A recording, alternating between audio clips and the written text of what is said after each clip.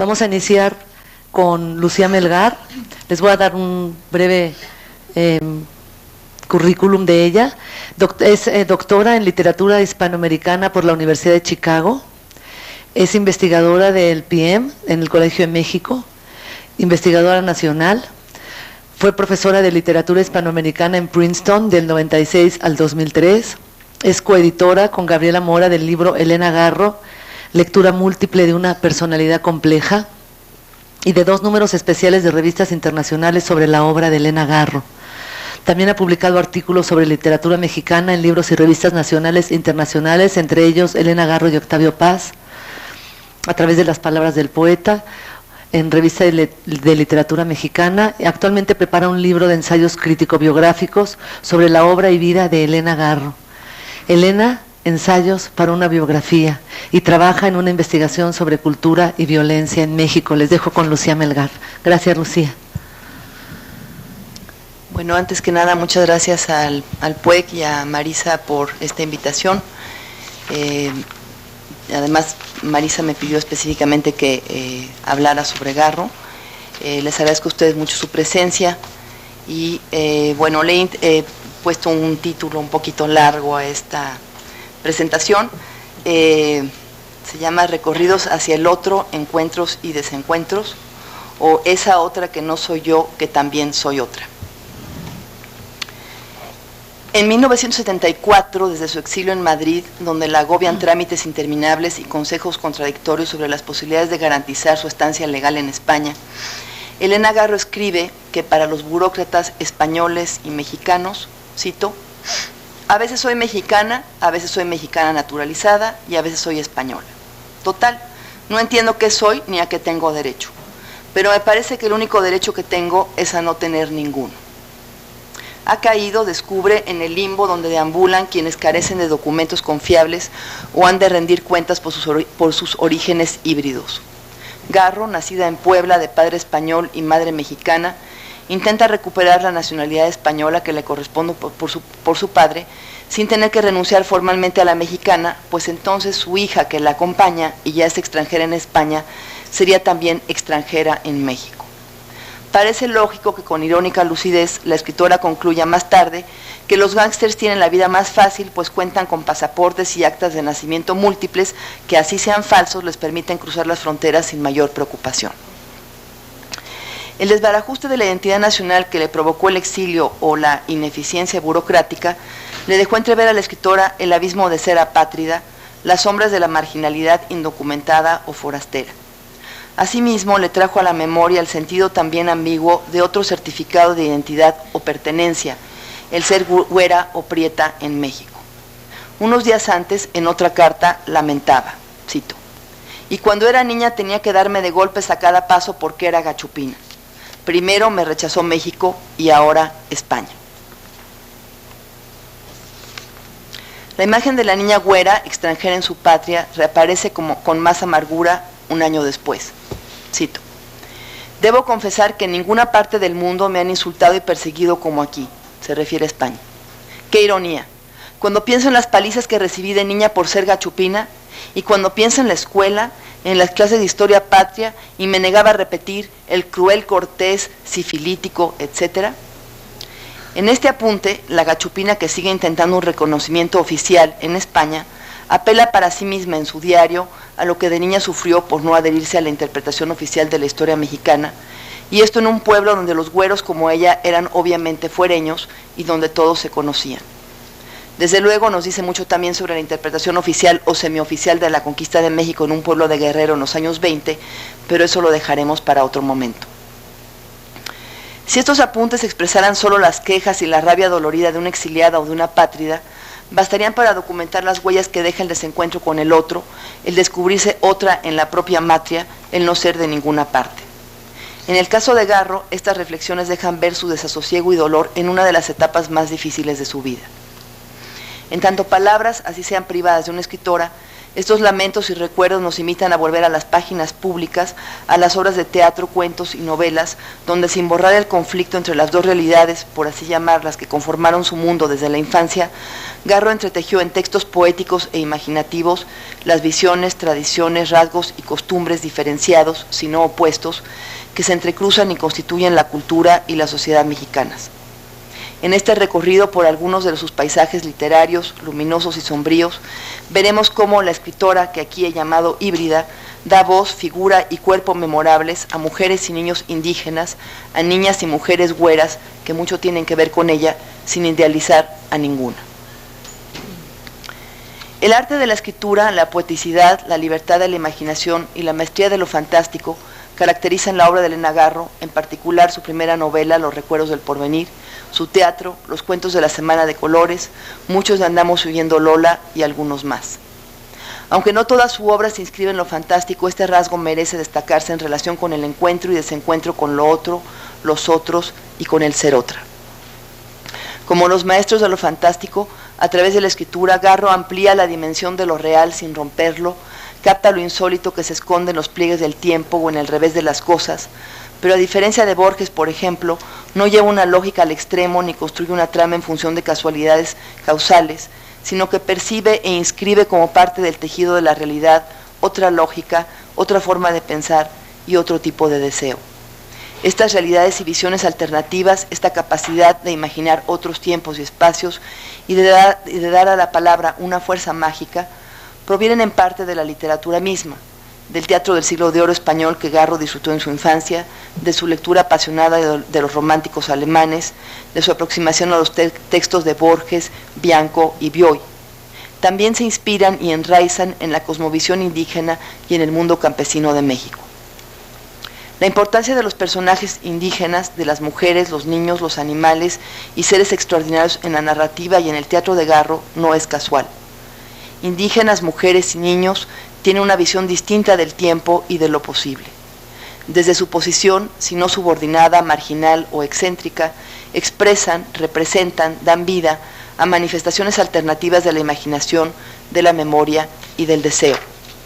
En los textos de Garro, donde lo fantástico está más integrado, como ha señalado Monsiváis, y lo cito, el equilibrio de las oposiciones lo es todo. Lo sobrenatural es función de lo cotidiano, lo real es expresión de lo irracional. El ejemplo más significativo sería desde luego el cuento La culpa es de los tlaxcaltecas, donde se contraponen y entrecruzan el México del desarrollo estabilizador y su falso milagro, y el de la conquista, la visión de los vencidos y la de los nuevos poderosos, el ansia de libertad de la mujer y el afán de poder y control del hombre criollo.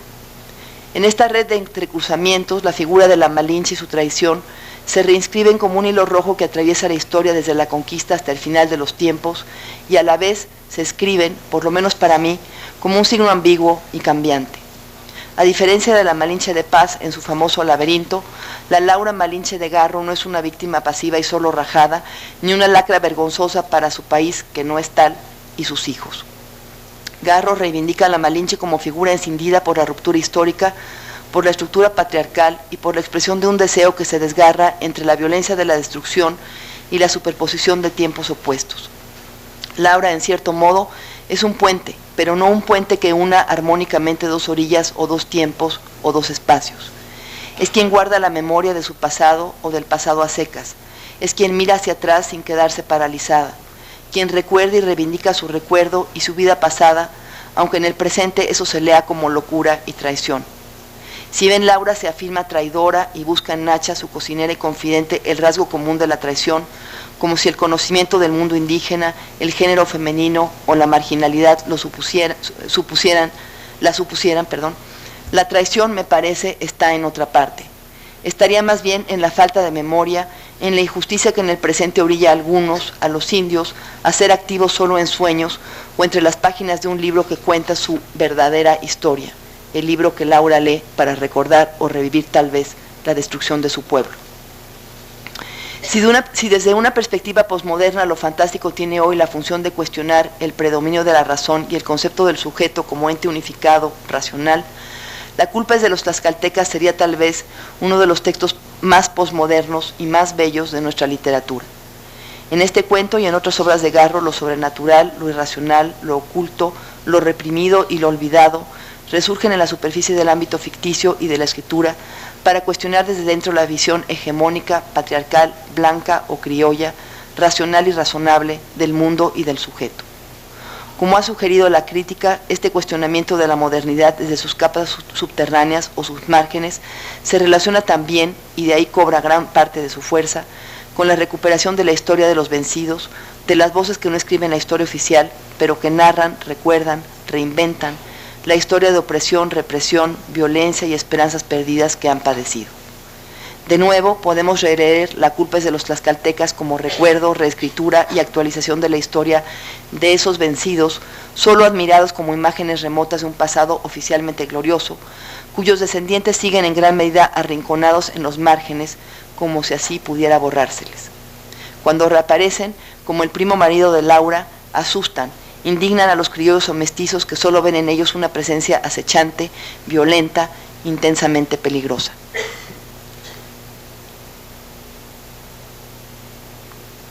La narración de la historia desde los márgenes, desde la otra orilla del poder, permite integrar la obra de Garro en el marco de la posmodernidad. Sin embargo, más que proponer clasificaciones un tanto artificiales, cuyos términos además a veces luego pasan de moda, me interesa destacar el sentido innovador y excéntrico que esta visión y reescritura desde el margen implica.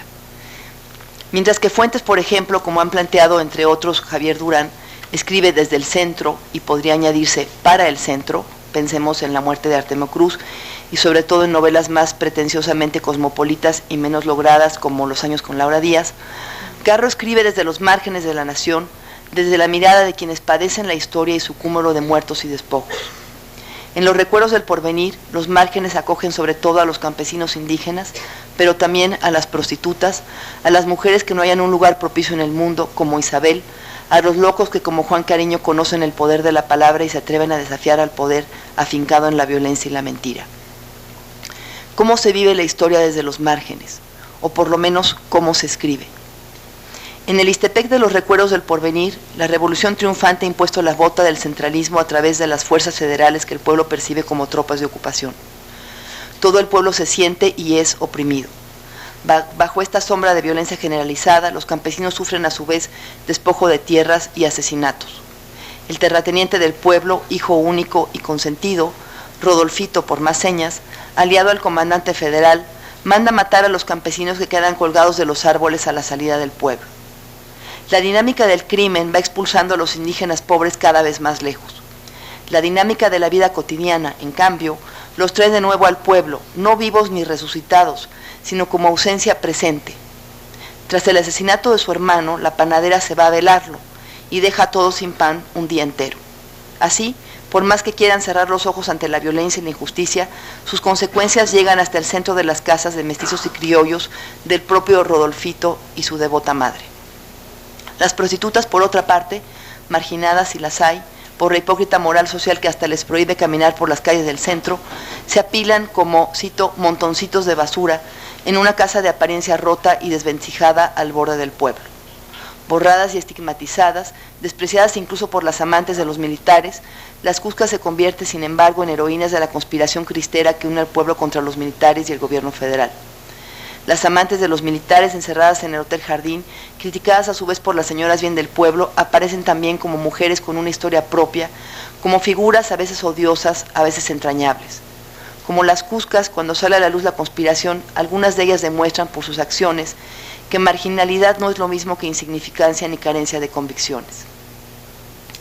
La cadena de discriminaciones y violencia que la autora va delineando ilustra las distintas formas en que el racismo y el clasismo dividen a un pueblo que solo sabe unirse o intenta hacerlo ante un enemigo común, y en este caso en nombre de la religión.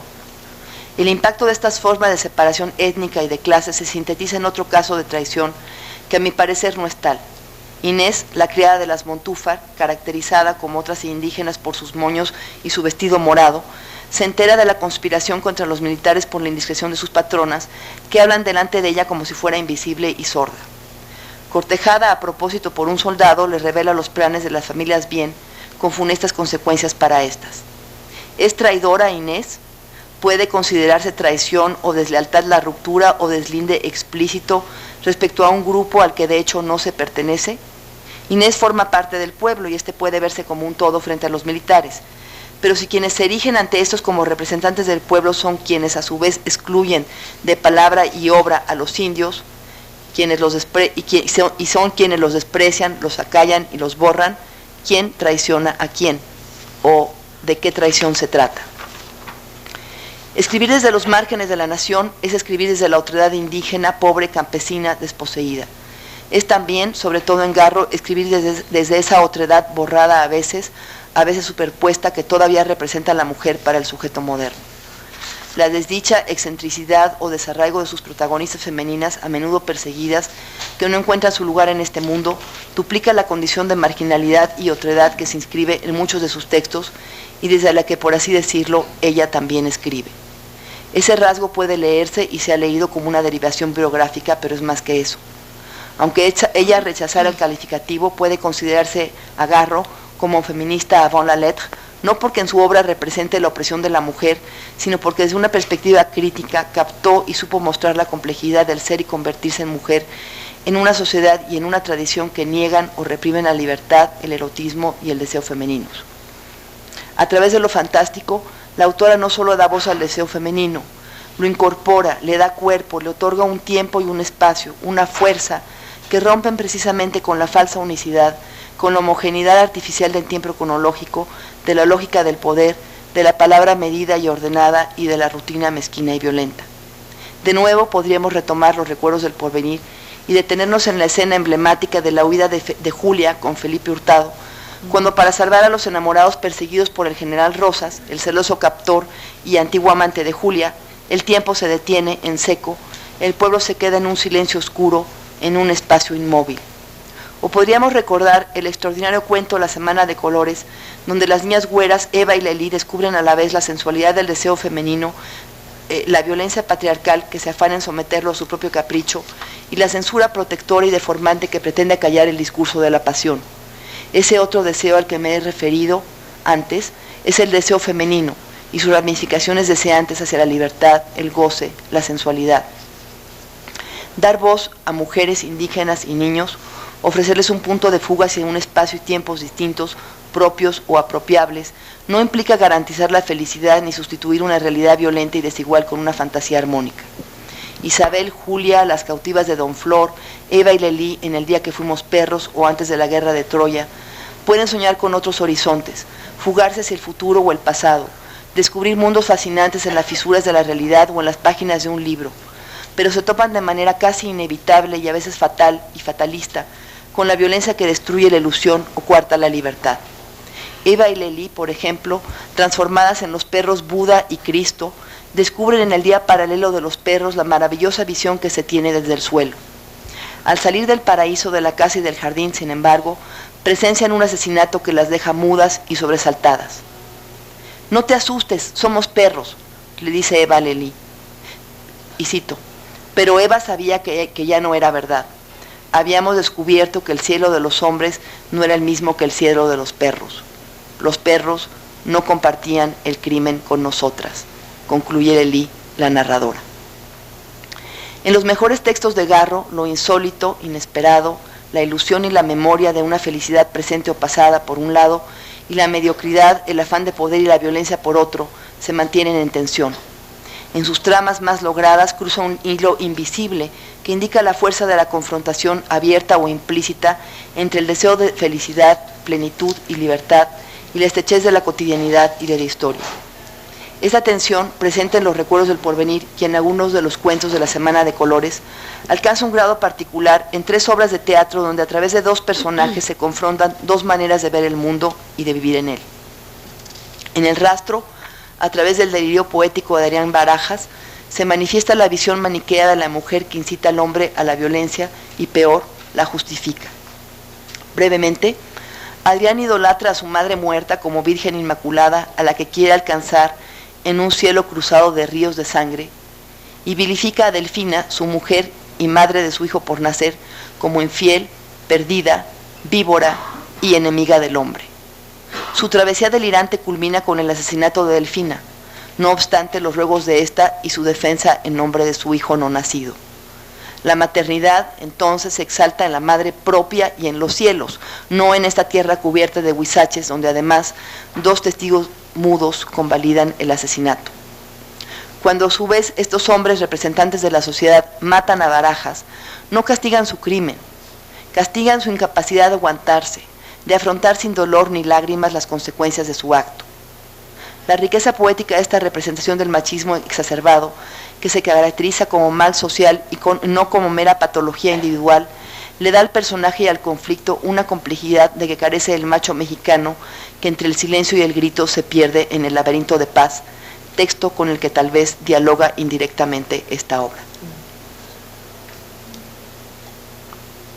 En otro paisaje estéril y sombrío, con un lenguaje poético en que no se entrelazan imágenes brillantes o desmesuradas, sino tonalidades de palabra y silencio, 2 mujeres campesinas y pobres, madre e hija, revelan a través de su diálogo las dificultades de ser y convertirse en mujer en una sociedad dominada por la visión rencorosa y violenta de los hombres. La originalidad, la belleza y la originalidad, la vigencia y la belleza de los perros proviene de la intensidad de sus silencios y la fuerza transformadora y fatal de sus palabras.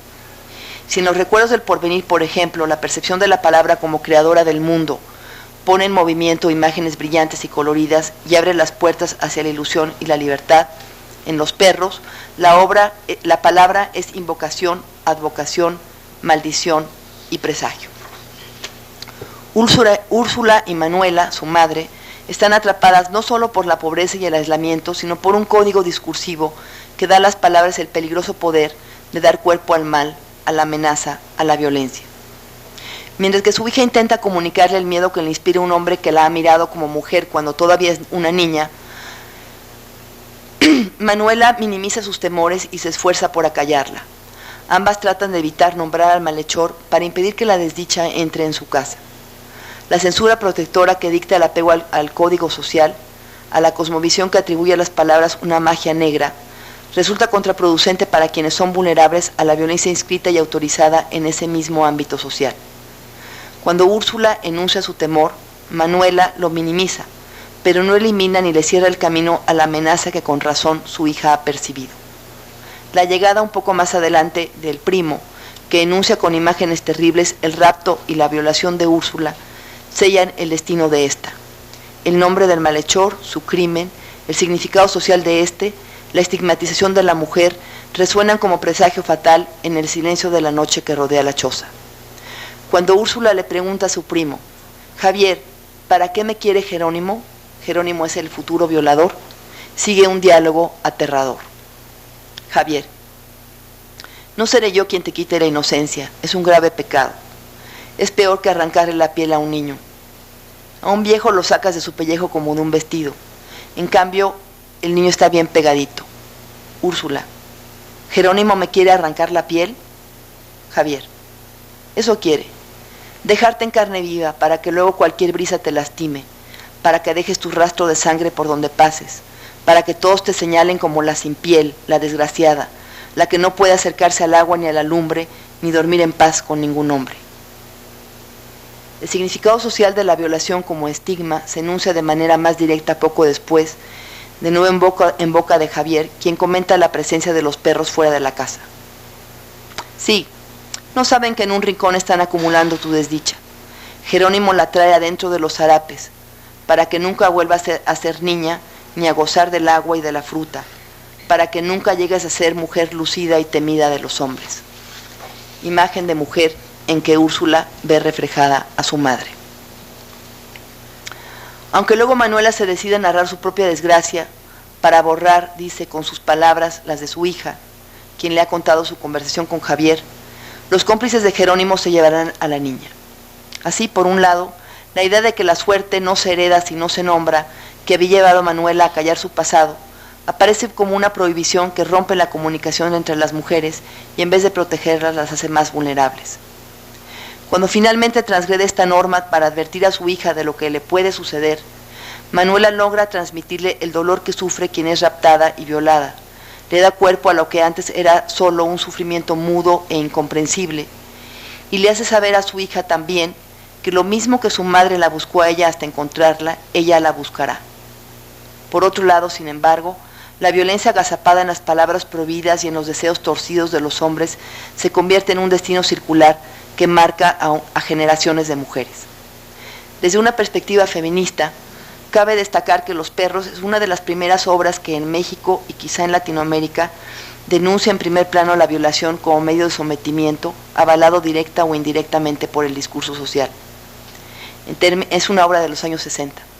En términos literarios, es sin duda un texto estremecedor por la intensidad de un lenguaje en que se entretejen palabras cargadas de presagios y densos silencios que ocultan y transmiten temor, peligro, amenaza, horror.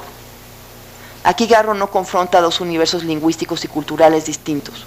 Actualiza o traduce para un público mestizo un ámbito cultural y social de raíz indígena, donde el lenguaje conserva el poder de crear o transformar un mundo.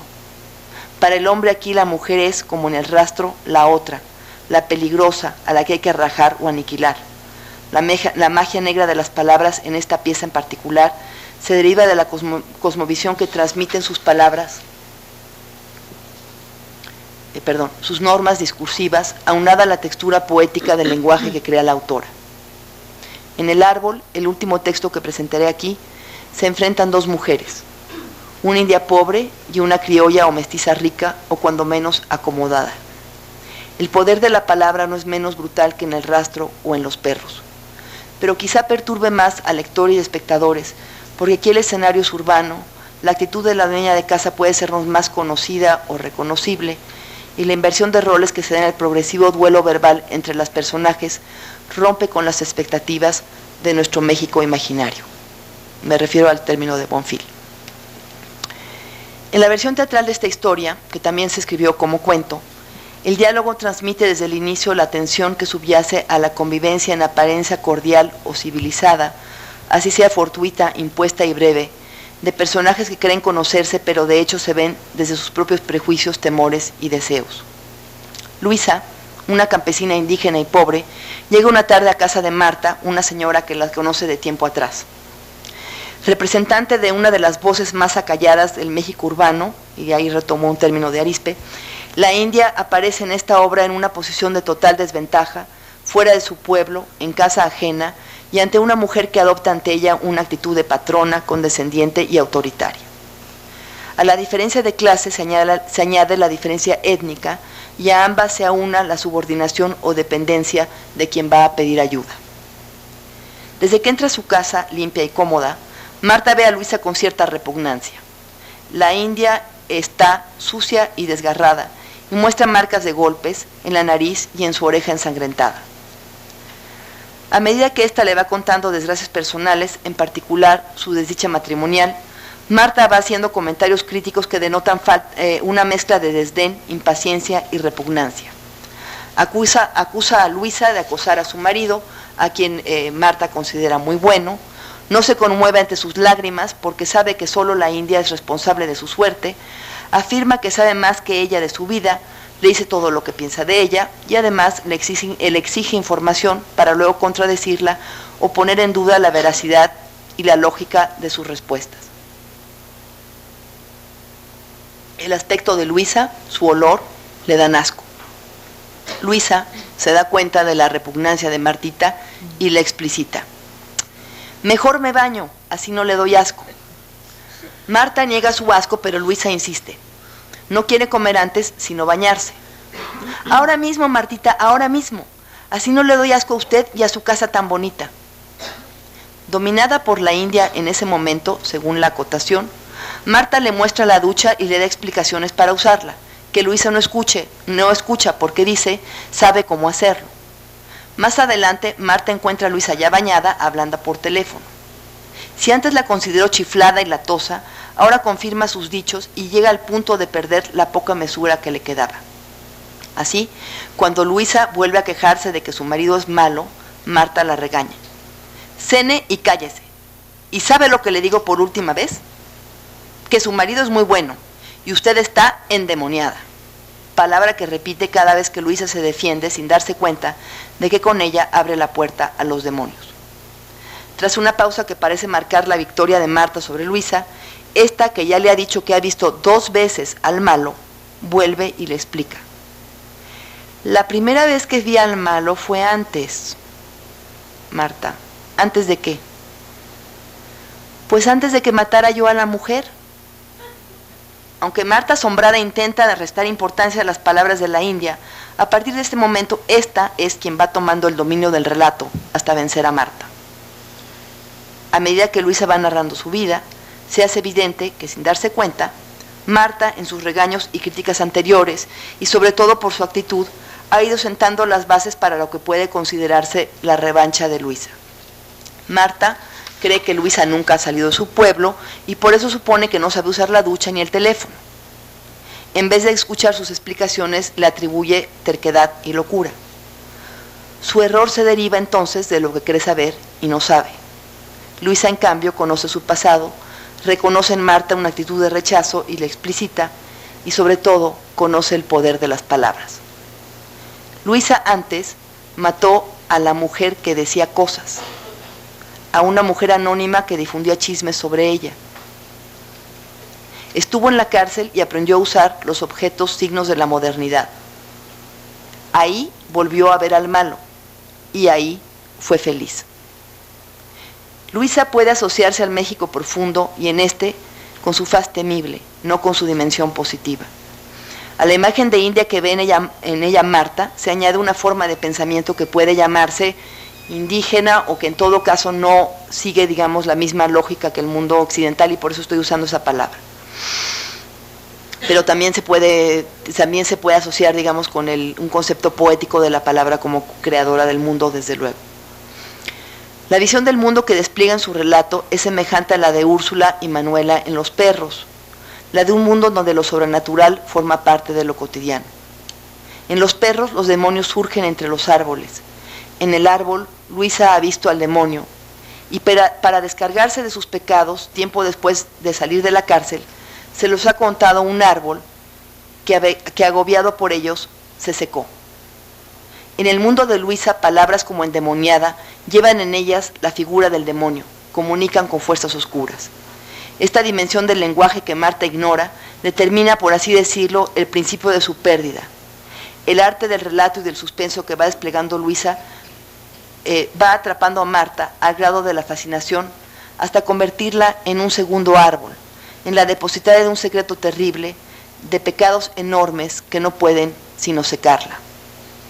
El asesinato de Marta a manos de Luisa, explícito en el cuento, dejado en puntos suspensivos en la versión publicada de la obra, pero corroborado como final por Garro en una anotación a mano en uno de sus manuscritos, se configura en el cuento como resultado lógico no solo del duelo verbal, sino del deseo de Luisa de volver a la cárcel donde fue feliz. En la obra este motivo también se apunta, pero no tiene la misma relevancia. Luisa ciertamente cree que al volver a la cárcel podrá cantar y bailar con sus compañeras, olvidando que han pasado 10 años desde que salió. Pero su acto final es de hecho la culminación lógica de su confesión a Marta. Si el primer árbol se secó, el segundo, Marta, también debe morir. Así, vuelve a usar su cuchillo, que en el cuento llama la llave de los palacios, para que la repetición de su confesión sea exacta, perfecta, y también para volver al mundo de los que considera sus iguales y escapar de la soledad y de la desgracia. El relato y su culminación en el asesinato pueden verse a la vez como un acto de venganza y como un acto catártico. La violencia de Luisa carece de grandeza, pero su relato la transforma en una narradora omnisciente, en una encantadora maléfica que despliega sus instrumentos con habilidad y logra cautivar y someter a su oyente. Su falla consiste en perderse también en su propia historia, en transferir a otro mundo, el occidental o mestizo, la lógica de su imaginario, en querer repetir el pasado sin darse cuenta de que el regreso a este es imposible. Además de la intensidad verbal y del uso magistral del suspenso, esta obra destaca por su representación de dos mundos confrontados a través de solo dos personajes en un escenario cerrado y mínimo. Inspirada, según ella, en una campesina de Morelos, y desde luego conocedora de las tensiones que atraviesan las relaciones entre indígenas y mestizos, entre güeras y prietas, entre ricos y pobres, Garro saca a la luz, sin idealizaciones ni esquematismos fáciles, los prejuicios, resentimientos y temores que separan a unos de otros. Si la mestiza o criolla hace oídos sordos a las palabras de la India, se relaciona con un estereotipo, con una imagen falsa que le impide captar la dureza de la realidad. Si la India a su vez se paraliza en el pasado, y sobre todo sin la libertad que tiene solo encuentra soledad, desprecio y descalificación, su refugio y su falsa salida es la obsesión de recuperar la felicidad, así sea con violencia.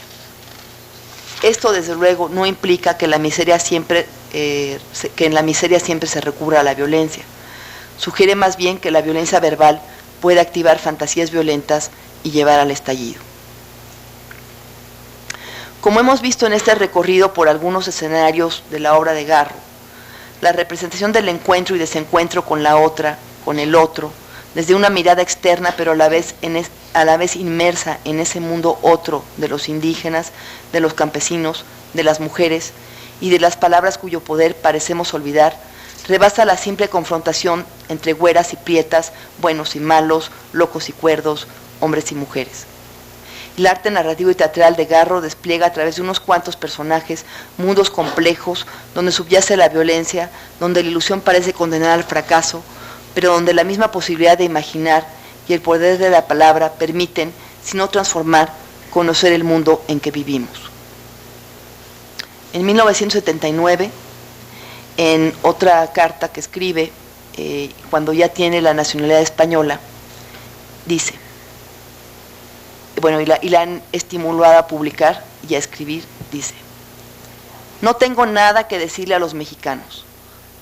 Ya se los dije en mis novelas, cuentos y teatro, y francamente me han pagado con cosas en la jeta. Además, ya te dije que siempre me discriminaron. Siempre. Más allá de los debates y escándalos que se han renovado en los últimos meses sobre su persona y su vida pública, Elena Garro, en sus cuentos, novelas, teatro y memorias, nos ha dicho y dejado mucho. Gracias.